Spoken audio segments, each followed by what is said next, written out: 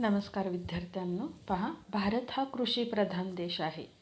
शेती हा या आपल्या देशातील जनतेचा हा प्रमुख व्यवसाय आहे. शेती करणं आणि या शेतीवरती स्वतःचा आणि इतरांचा उदरनिर्वाह करणारा हा आपला शेतकरी जो आहे, हा शेतकरी बांधव या ग्रामीण भागामध्ये राहताना दिसतो. आणि या ग्रामीण भागामध्ये एकत्र कुटुंब पद्धती ही जी आहे ती अजूनही काही भागामध्ये अंगीकारली जाते. मी काही हा शब्द वापरला आहे. पूर्वीचा काळ जर आपण बघितला तर पूर्वी सर्रास ग्रामीण भागामध्ये एकत्र कुटुंब असायचं. त्याच्यामध्ये आजी आजोबा, काका काकू, आत्या या सगळ्यांचा समावेश व्हायचा. परंतु आता विज्ञानानं खूप प्रगती केलेली आहे आणि या प्रगतीच्या जोरावरती माणूस चंद्रावर जाऊन पोचलेला आहे. परंतु विज्ञानानं जरी प्रगती केलेली असली तरी एक तोटा मात्र झाला आहे की माणसाची माणुसकी जी आहे ती माणुसकी हळूहळू नष्ट होत चाललेली आहे. आता तुम्ही म्हणाल कसं, तर पहा, वाडा संस्कृतीमध्ये एकत्र कुटुंब असायचं. सगळं जे बालपण आहे ते बालपण अतिशय आनंदामध्ये गुण्यागोविंदानं जायचं. परंतु आता फ्लॅट संस्कृती आलेली आहे. लोकसंख्या वाढल्यामुळे फ्लॅट जे आहेत ते फ्लॅट उदयाला आलेले आहेत आणि या फ्लॅटमध्ये मात्र आपली ही जी माणुसकी आहे ही माणुसकी नष्ट होत चाललेली आहे. मी आणि माझं कुटुंब, कुटुंबाची व्याख्याच माणसाची बदललेली आहे आणि या सगळ्याचा परिणाम जो आहे तो परिणाम हा मानवी जीवनावरती होताना दिसतोय.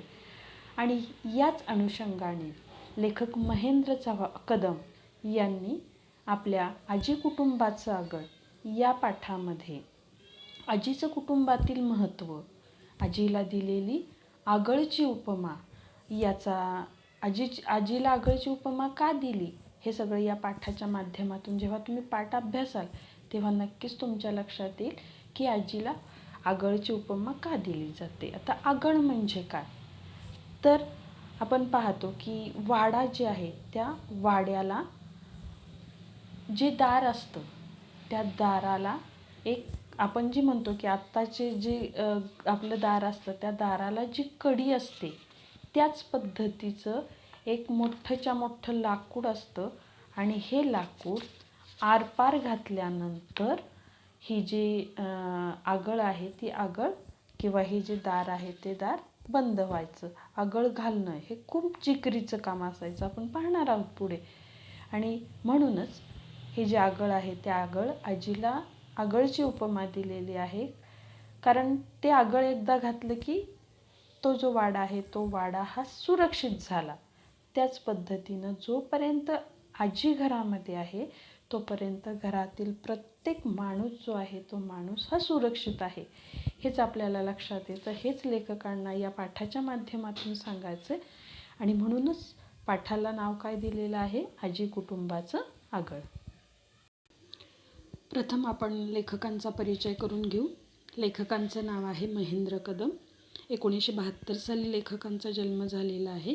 मराठीचे अभ्यासक आणि लेखक. त्यांची मराठीचे वर्णनात्मक भाषाविज्ञान, कवितेची शैली ही भाषाविषयक पुस्तके, त्याचबरोबर कादंबरी, सार आणि विस्तार, कवितेचे वर्तमान ही समीक्षेची पुस्तके प्रसिद्ध झालेली आहेत. धूळ पावलं ही त्यांची कादंबरी प्रसिद्ध झालेली आहे. मेघवृष्टी, अभ्यासाच्या विविध दिशा हे संपादन, तो भितो त्याची गोष्ट हा कथासंग्रह इत्यादी त्यांची पुस्तके जी आहेत ती पुस्तके प्रसिद्ध झालेली आहेत. कवितेची शैली या पुस्तकात 2007 साली महाराष्ट्र शासनाचा दादोबा पांडुरंग पुरस्कार त्यांना मिळालेला आहे. तर हा जो पाठ आहे तो पाठ देण्यामागे पाठाची गरज कोणती आहे हे आपण पाहणार आहोत. पाठ्यपुस्तक मंडळ जेव्हा पाठ्यपुस्तकाची रचना करत असतं, निर्मिती करत असतं, तेव्हा प्रत्येक पाठ हा कोणत्या ना कोणत्या तरी उद्देशानं टाकलेला असतो. कारण तुम्ही आजचे विद्यार्थी हे उद्याचे नागरिक होणार असतात आणि तुमच्यावरती चांगली मूल्य रुजवली जाणं हे महत्त्वाचं असतं आणि याच उद्देशानं पाठांची रचना केलेली असते.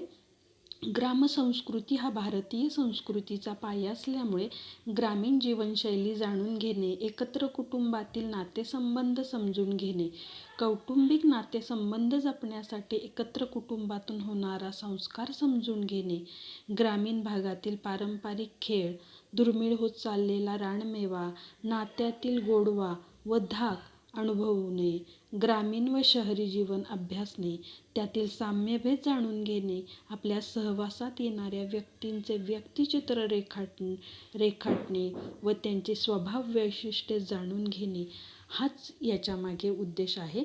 पहा, आज जर आपण पाहिलं तर आजी आजोबांचं कुटुंबामध्ये खूप स्थान आहे, परंतु आज जर बघितलं तर वृद्धाश्रमांची संख्याही वाढताना दिसते.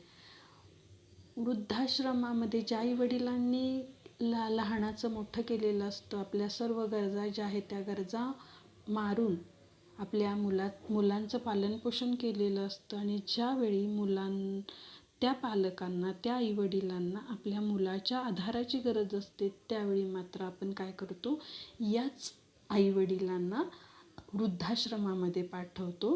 तर हेच लेखकांना या पाठाच्या माध्यमातून सांगायचं की आजी आजोबांचं जे स्थान आहे ते स्थान हे अबाधित ठेवलं पाहिजे आणि आपल्या कुटुंबाचा एकमेव घटक म्हणजेच आजी आजोबा आहेत हे जाणून हा जो आहे ते माणसानं मार्गक्रमण केलं पाहिजे. या पाठातून कोणकोणती मूल्य जे आहेत ती मूल्य आपल्या मनावरती रुजवली जाणार आहेत. पहा, संवेदनशीलता, वक्तशीरपणा, नीटनेटकेपणा, श्रमप्रतिष्ठा, सौजन्यशीलता ही जी मूल्ये आहेत ती मूल्य रुजवली जाणार आहेत या पाठाच्या माध्यमातून. त्याचबरोबर पाठातून तुम्ही काय शिकणार आहात किंवा जीवन कौशल्य कोणती? समस्येचे निराकरण. पहा, आयुष्यामध्ये आपल्याला अनेक समस्या येत असतात आणि या समस्येचं निराकरण करणं हे पहिलं आपलं काम आहे. त्याचबरोबर व्यक्तींमधील सहसंबंध, समानानुभूती, भावनांचे समायोजन ही जी जीवन कौशल्य आहे ती जीवन कौशल्य या पाठाच्या माध्यमातून आपण अभ्यासणार आहोत. पाठातील प्रमुख प्रसंग जे आहेत ते प्रसंग कोणकोणते आहेत ते पहा. पहिला प्रसंग आहे आजीचे वर्णन, दुसरा प्रसंग आहे गायीचे वर्णन, तिसरा प्रसंग आहे कामाची वाटणी व शिकवण व शिस्त, चुका करणाऱ्यांना शिक्षा, चौथा मुद्दा आहे कामाचा क्रम ठरलेला, पाचवा जो मुद्दा आहे तो दुपारच्या कामाचे नियोजन व गप्पा, 6 रानमेवा व ग्रामीण खेळ आणि 7वा मुद्दा जो आहे तो म्हणजे रानातनं माणसं येण्याची वेळ. हे जे मुद्दे आहेत ते मुद्दे या पाठामध्ये आहे. चला तर आपण पाठाला सुरुवात करू. सर्व विद्यार्थ्यांनी आपल्या पाठ्यपुस्तकामध्ये लक्ष द्यायचे. सुरुवातीलाच लेखकांनी आपल्या आजीचं वर्णन केलेलं आहे. पहा, माझी आजी जवळपास 5.5 फूट उंचीची, रंगाने गोरी असूनही उन्हा पावसाने रापलेल्या त्वचेची, नवऱ्यामागे सगळा संसार गळ्यात पडूनही तिसऱ्या आमच्या पिढीवर हुकूमत गाजवणाऱ्या आजीच्या हातात 70 ओलांडली तरी काठी आलेली नव्हती. दात सगळे शाबूत तर होतेच, पण मोत्यासारखे चमकत राहायचे. डोकीत एकही केस काळा नव्हता. विशाल कान, धारदार नाक, चेहऱ्यावरच्या सुरकुत्या पडूनही तरुणपणाच्या सौंदर्याची जाणीव करून देणारी चेहऱ्याची ठेवण, ताठकणा, पायात जुन्या वळणाच्या नालाच्या वाहना, अंगात चोळी आणि हिरवं व लाल अशी 2 रंगाची नऊवारी इरकल लुगडी, कपाळावरचं गोंधन दिसू नये म्हणून त्यावर लावलेला बुक्का, आजीच्या छत्रछायेखाली आमचं सर्व कुटुंब गुण्यागोविंदानं नांदत होतं. पहा, पहिल्या परिच्छेदामध्येच आजीचं वर्णन केलेलं आहे. अतिशय भारदार व्यक्तिमत्व आपण जर पाहिलं तर अतिशय भारदार व्यक्तिमत्व आजीचं आपल्याला पाहायला मिळते. हे वाचल्यानंतर आपल्याला जाणवतं की आजी इतकं वय झालेलं असताना सुद्धा जर इतकी सुंदर असेल तर तारुण्यामध्ये तिचं सौंदर्य किती छान असेल. अशी ही जी आजी आहे ती आजीचं वर्णन लेखकांनी केलेलं आहे. पहा, आमच्या घरी एक गावरान गाय होती. तिला आम्ही कपिली म्हणायचो. एकाड एक वेताला तरी खोंड ती नक्कीच द्यायची. त्यामुळे दावणीला कायम कपिलीची बैलं असायची. कपिली दूधही भरपूर द्यायची. गायचं नाव काय होतं? कपिली होतं. चला तर मग आपण पाठाला सुरुवात करू. लेखकांनी सुरुवातीलाच आपल्या आजीचं वर्णन केलेलं आहे. जवळपास 5.5 फूट उंचीची, रंगानं गोरी असूनही उन्हा पावसानं रापलेल्या त्वचेची, नवऱ्यामागे सगळा संसार गळ्यात पडूनही तिसऱ्या आमच्या पिढीवर हुकूमत गाजवणाऱ्या आजीच्या हातात 70 ओलांडली तरी काठी आली नव्हती. हुकूमत गाजवणे म्हणजे काय तर अधिकार गाजवणे. दात सगळे शाबूत तर होतेच, पण मोत्यासारखे चमकत राहायचे. डोकीत एकही केस काळा नव्हता. काळा नव्हता म्हणजे अर्थातच कसे झालेले होते केस आजीचे? पांढरे झालेले होते.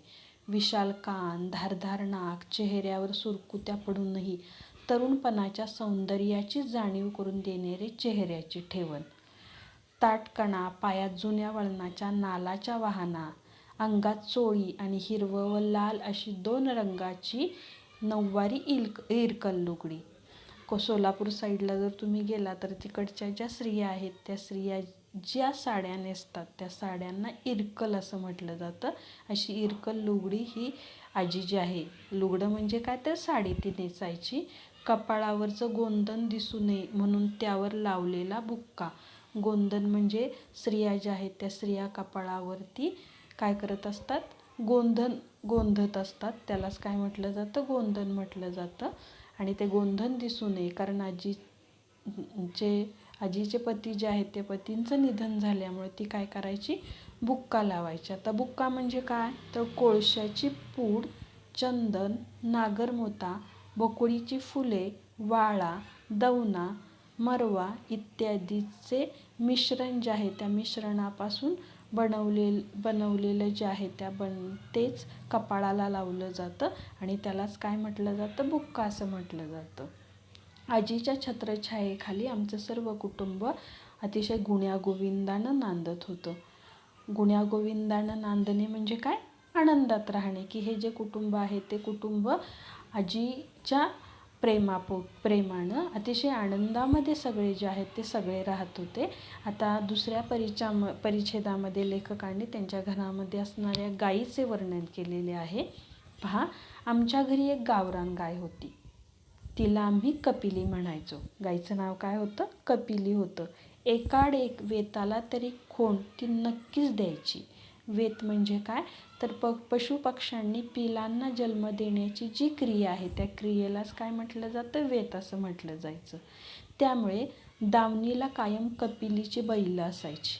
कपिली दूधही भरपूर द्यायची. आमचे वडील किंवा काका धार काढायला निघाले की ग्लास घेऊन आमचा मोर्चा गोठ्यात. गाईनं पान्हा सोडला की वासरू आखडायचं आणि चरवीतल्या दुधाच्या धारांचं संगीत ऐकत चरवी भरण्याची वाट बघायची. चरवी भरली की पुन्हा वासरू सोडायचं न ग्लास घेऊन लाईनीत उभं राहायचं. तिथंच मग ते धारोष्ण दूध आमच्या ग्लासात यायचं आणि ते उबदार दूध मिशा येईपर्यंत पीत राहायचं. तिथंच संपून घरात यायचं. राहिलेली अर्धी चरवी घरात आली की म्हातारी ढाळजतनं सोप्यात उतरायची. ढाळज म्हणजे काय? तर वाड्यात प्रवेश केल्यानंतर उजव्या डाव्या बाजूस असलेली देवडी किंवा पडवी जी असते त्या पडवीमध्ये बसण्याची जी जागा असते त्या जागेलाच काय म्हटलं जातं? ढाळज असं म्हटलं जातं.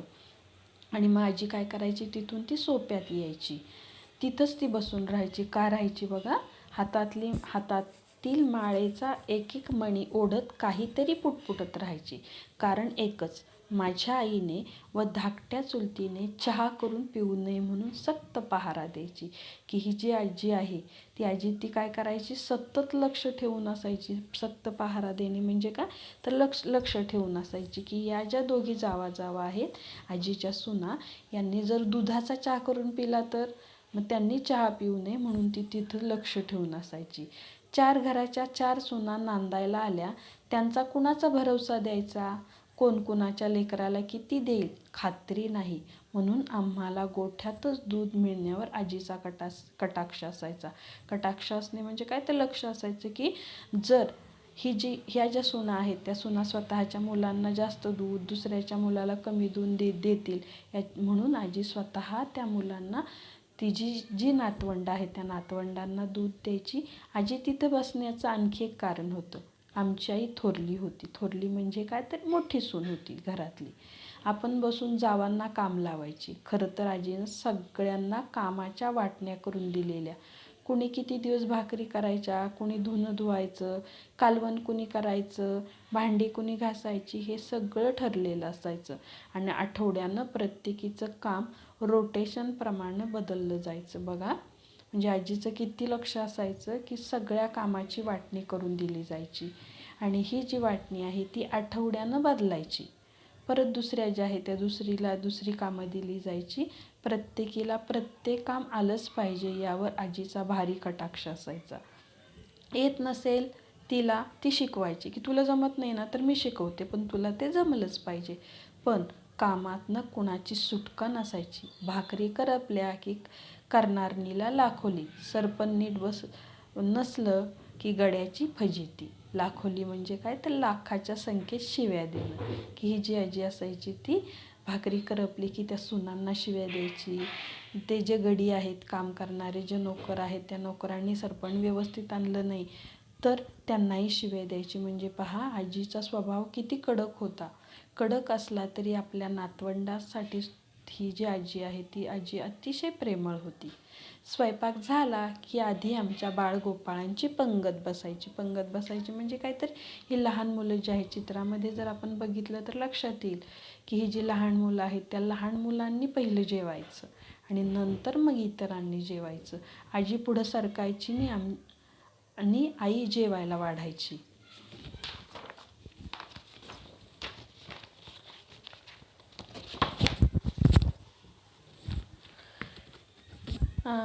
किंवा कुणी काकीही, पण वाढतानाही आजीचं जागता पहारा धपाटे घालून खाऊ घालायची. कुणाला खरकटं ठेवू द्यायची नाही. पहा अगदी बरोबर आहे.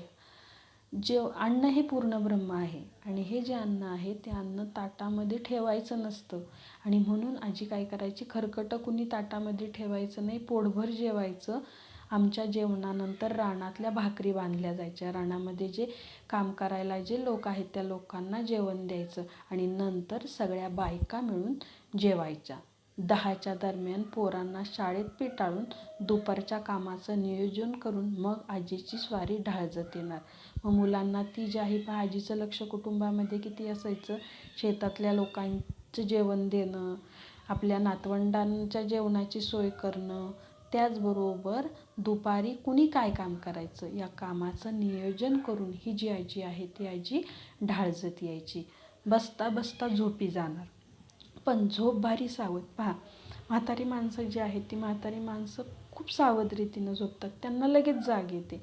कुठंही खट्ट झालं की आजी तट्ट जागी, कानोसा घेऊन पुन्हा डोळं झाकणार. झोप होता होता गल्लीतल्या बायका जमल्या की वाकळ शिवायचे असो, शेंगा फोडायच्या असो की धान्य निवडायचं असो, सगळ्या मिळून एकमेकींची कामं करायच्या.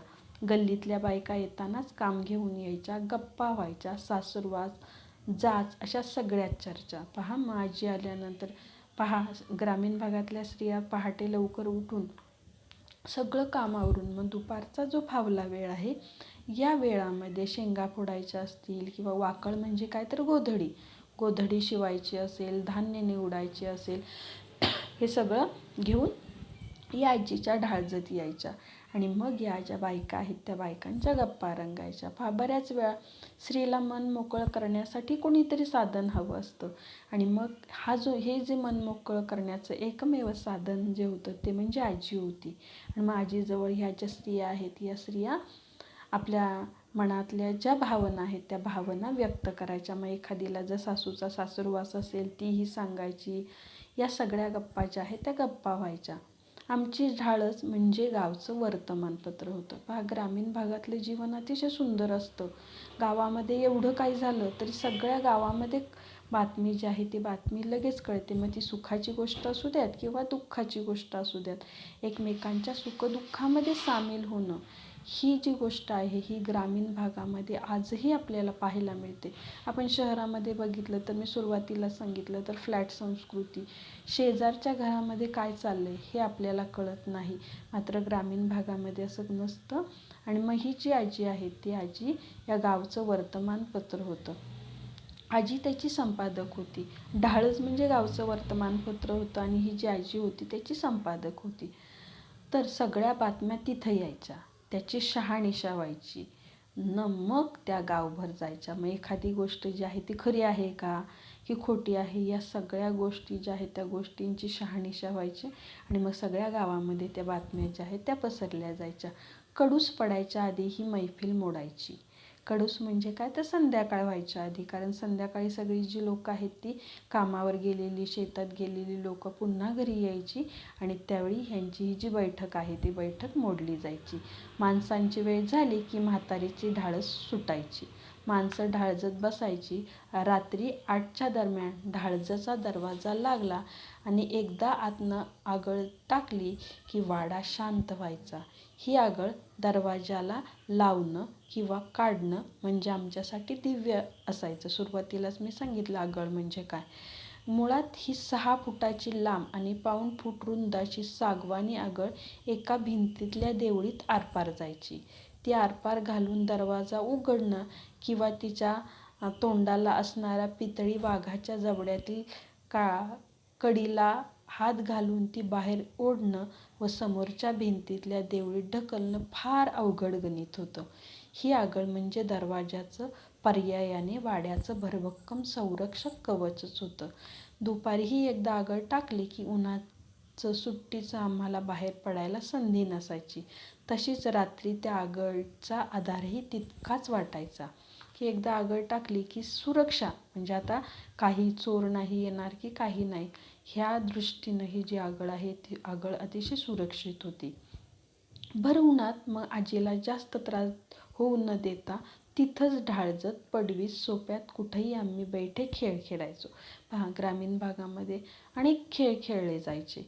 आता जर बघितलं तर विद्यार्थ्यांना मोबाईल आला आहे, टी व्ही आलीत आणि या प्रसारमाध्यमांमुळे मुलांचं खेळणं जे आहे ते खेळणंच नष्ट झालेलं आहे. परंतु ग्रामीण भागामधले जे जीवन आहे त्या जीवनामध्ये अनेक खेळ खेळले जातात. त्याच्यामध्ये चिंचोके, गजगं, खापराच्या भिंगऱ्या, जिबल्या, चुळूमुळू मुंगळा, भोरा, गोट्या असले खेळ असायचे. तर कधी घरातल्या सरपणातली लाकडं काढून विटी दांडू, भोवरं बनवीत बसायचं. भिंगऱ्या बनवताना त्यांना गोल आकार देण्यासाठी दगडावर घासत बसायचं. मधनंच हुकी आली की पाटी काळी कुळकुळीत व्हावी म्हणून खापरानं घासायची. पहा, आता वह्या आल्यात, परंतु पूर्वी बऱ्याच काळ पाटीच वापरली जायची. मग ही पाटी जी आहे त्या पाटीवर लिहायचं, पुन्हा ते पुसायचं आणि पाटी जर पांढरी झाली तर कोळसा घेऊन ही जी पाटी आहे ती घासायची, म्हणजे पाटी पुन्हा काळी कुळकुळीत व्हायची आणि त्याच्यावरती सुंदर असं अक्षर जे आहे ते अक्षर यायचं. तरवडाच्या वाळल्या शेंगांना छिद्र पाडून बाभळी काट्यात ओवायच्या. काट्याला आतून एक आणि बाहेरून एक शेळीच्या लेंड्या लावायच्या आणि भिंगऱ्या बनवायच्या. ज्वारीच्या ताटांच्या बैलगाड्या बनवायच्या. तालमीतली लाल माती आणून बैल बनवायची. कधी गोल गोट्या आणून ते घडत बसवायचे आणि त्यांच्या छान छान गोल गोट्या बनवायच्या. मग सगळ्यांचा डोळा चुकून हळूच सटकी मारायची. मग गोट्या खेळायला जायचं. तिथंच कुरीचा डाव रंगायचा. ज्यांना खेळायची संधी मिळायची नाही ती पोरं माकडासारखं वडाच्या पारंब्यांना लोंबकळत राहायची. झोका खेळायची. उतरताना पारंब्यांच्या शेंड्यांना फुटलेली पिवळी पालवी शेवशेव म्हणून खायची. देवळात जायची. घंटी वाजून म्हाताऱ्यांची झोपमोड करायची एखाद्या भर दुपारी. मग तिथंच मोर्चा विहिरीकडे वळायचा. मनसोक्त पोहायचं. पोहणं हा सुद्धा एक मोठा व्यायाम आहे आणि ही जी मुलं आहेत ती मुलं पोहायची, शिवणापाणी खेळायची, मुटकं टाकून पाणी उडवण्याची शर्यत लागायची. कंटाळा आला की ओल्या अंगानं तिथंच मातीवर लोळत पडायचं. चटके बसायला लागले की पुन्हा पाण्यात उड्या. थकून घरी यायची आणि भाकरीवर उड्या टाकायची. म्हणजे दिवसभर एवढं खेळल्यानंतर यांना प्रचंड भूक लागायची आणि मग ही जी मुलं आहेत ती मुलं पोट भरून जेवण करायची. लाल डोळं आणि पांढरं पडलेलं अंग बघून आजीचं बोलणं खायचं. असल्या सगळ्या निसर्गदत्त वातावरणात बालपण आकारत होतं. गाभोळ्या चिंचा, मिठाचे खडे आणि कच्च्या कैऱ्या, बांधावरची बोरं, चिंचांचा तौर, उंबर, ढाळ, काठाड्यावर भाजलेली कणसं, गहू ज्वारीचा हुरडा, कच्ची वांगी, गवार, छोटी तंबाटी, शेळ्या, कलिंगड, शेंदाड, करडीची पातरीची भाजी, ज्वारीची हिरवीगार ताटं, कवटं, तुरीच्या मटकीच्या शेंगा, त्यांची उकड, हुलग्याचं माडगं असा सगळा रानमेवा पोटात जात होता. आम्ही वाढत होतो, भांडत होतो, पुन्हा एकत्र खेळत होतो.